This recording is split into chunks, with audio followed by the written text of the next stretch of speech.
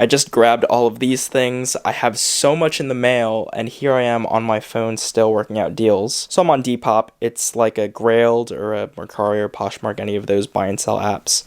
Anyway, this guy has them listed at $160 plus like $17 shipping, which is a little absurd. I might as well just buy them on Goat. It doesn't hurt to ask, and I'll pop in a screenshot of this chat, but essentially I talked him down to $145 shipped, and I confirmed authenticity too because I asked for a receipt, and he actually sent me a screenshot of the sneakers win. So I trust it. The name's there. $145 shipped is a good price. We'll talk about market value. So yeah, I'm going to close on this deal hopefully and catch up with you guys when they actually show up. Several days later. So these things came in pretty quickly. I ordered them on December 22nd and came in on December 26th, the day after Christmas. This specific pair of dunks was part of a slew of dunks that released in 2020. If you're either a deep-rooted sneakerhead or just a casual sneaker fan, you'll know that 2020 was no doubt the year of the dunk. This specific pair wasn't one of the more popular or highly anticipated ones, yet it still managed to sell out. It's really just a sign of the times. As we know, the dunk market right now is super inflated, so if you want a pair and don't get lucky enough to grab them for retail, you're more than likely going to have to pay resale prices. For me and my logic, shoes are for wearing, and I'm at that point where if I know I'm going to wear them, then I'm willing to spend a few more bucks on a pair that I really want. If you want in on the sneaker game, you gotta pay to play, and really that's just the mindset, which is unfortunate. I'm sure I'll look back on this a few years down the line and think it's absolutely ridiculous that I'm taking part in this, but for right now it seems like I'm okay with it.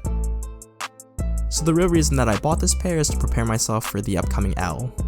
Pictures have surfaced of the neutral gray Air Jordan 1 highs in that 85 remastered silhouette, and I already know that those are going to be nearly impossible to get on release day, whenever that will be, and then resale prices to follow are just going to be shooting up.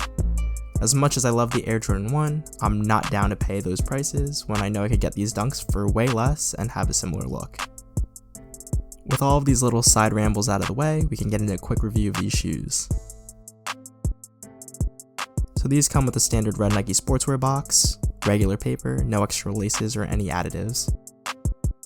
Taking a look at the box label, these are a Nike Dunk High SP in the white and pure platinum colorway and had a retail price of $120. The sneakers themselves are really simple and really clean. The uppers are in all over white leather and are on pretty much every panel of the sneaker. The leather itself is pretty good, especially considering the lower retail price. It has a nice and soft feel to it, and if you look even closer, there's a nice grain to it. Whether it's a genuine leather or just a synthetic leather with a finish on top of it, I can't deny that it feels pretty nice in hand.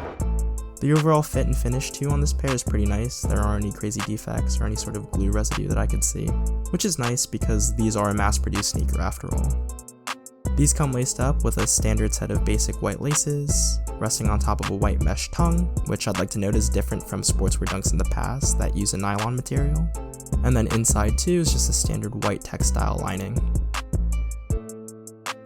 The secondary color on here is a gray color that Nike calls pure platinum, and you could find it at the swoosh leading up to the back tabs, the text on the tongue tag, the standard foam insole, and the rubber outsoles. If you've been around sneakers long enough, you'll know the pure platinum color has been used in some notable sneakers, including the legendary Air Yeezy 2. This pair of dunks obviously isn't as notable as something like a Yeezy 2, and really there's not a whole lot else to say about them other than they're a simple and clean dunk. Again, the inflation of dunk prices is just a sign of the current times. Had this been a few years ago, these would just be another GR colorway that no one would bat an eye at. As for sizing, I definitely recommend going to your true shoe size. The leather is soft enough where it's not going to be stiff down by the toes, and overall sportswear dunks aren't as padded as something like SB dunks, so I find the true to size to be great. On that note as well, comfort is pretty standard. There isn't any crazy sneaker technology on here, just a basic cushioning. They aren't uncomfortable, but they aren't the most comfortable sneaker if you know what I mean. Being a lifestyle sneaker, these things are super wearable at any time of the year, but I'm especially going to pull them out in the summertime. I think the bright white and contrasted with the gray is going to be a great look. I also find these to be a great alternative too to something like a mainly white Air Force 1. Obviously this pair of dunks isn't as easy to get as a general release pair of Air Force 1s, but I will say it is a great entry point if you don't have a pair of dunks yet and don't want to pay an absurd amount in the resale market.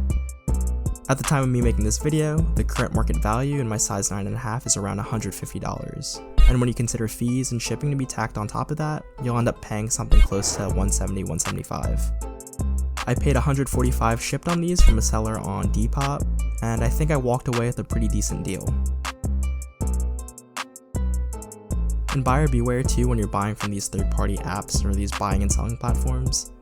I always ask for proof of authenticity or some sort of a receipt, and it turns out that this guy got them on sneakers, and I guess he was just trying to get out of them. The resale life is something I don't know too much about, but I do know that sometimes you come into sneakers that you don't want, and at times, unloading certain pairs can be difficult. I certainly think that's the case across the board for the pure platinum dunks.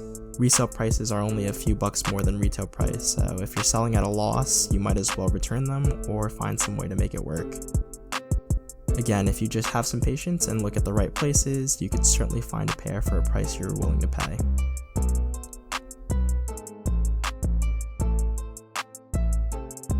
But that's all I have for this video. Let me know what you guys think of these pure platinum dunks in the comment section. Did you get lucky and hit on them for retail? Or are these something that you'd pay resale for? Let me know all about it. I'd love to chat. Be sure to drop a like on the video if you enjoyed it, and subscribe to the channel if you aren't already. I have a ton of other sneaker videos on the channel, so be sure to check them out after this one. Also be sure to follow me on Instagram at StuffDomeLikes for additional behind the scenes content. That's a wrap for now though. Thanks for watching, I'll catch you guys in the next video.